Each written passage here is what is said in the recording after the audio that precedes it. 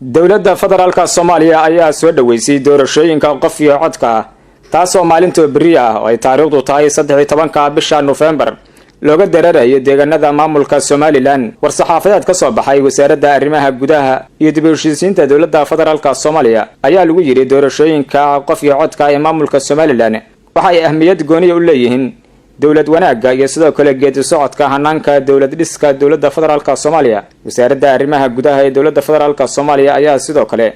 guddiga kubishinka doorashooyinka maamulka Somaliland u soo jeediyay in ay ka fogaadaan wax kasta oo keeni kara musuq iyo ku shubasho codadka ay dhiibtaan dadka shacabka isla markaana ay noqdaan guddi dhexdhexaad oo aan cidna u xaglin dhammaan deegaanada maamulka Somaliland ayaa maalinta bariya waxa looga dareeri doonaa doorashooyinka qof iyo codka kuwaas oo dadku ay ku soo dooranayaan madaxweynaha maamulkaasi tartanka madaxtinimada maamulka Somaliland ayaa iminka waxa ku tartamaya madaxweynaha iminka xilka ayaa Muuse Biixi Cabdi oo ka shaqeynaya xisbiga talada haya ee kulmiye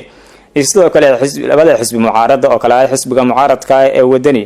oo ka sharaxan yahay Cabdiraxmaan Maxamed Cabdiraxmaan Cirro iyo sidoo kale Faysal Cali Waraabe oo asaguna ka sharaxan xisbiga mucaaradka ee UCID dowladda federaalka Soomaaliyeed ayaa iminka doonaysa in dhammaan baagiga Soomaaliyeed laga qabto doorashooyin qof iyo cod ah hadday noqon lahayd heel federaal iyo sidoo kale heel maamul goboleed